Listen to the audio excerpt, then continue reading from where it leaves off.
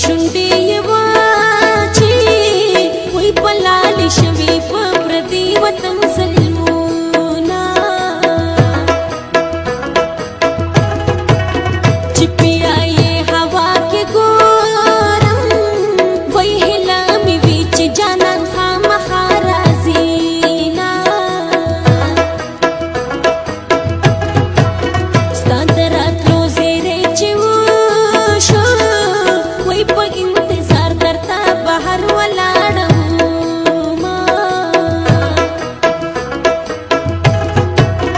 ای زر محموده ولې جاړې وای ټول مسافر په سفر شپې سبا کوي نه د شپو یې د غرو لمنې مې یادېږي زه لیونی کلي ته ځم نه مې هېرېږي د شپو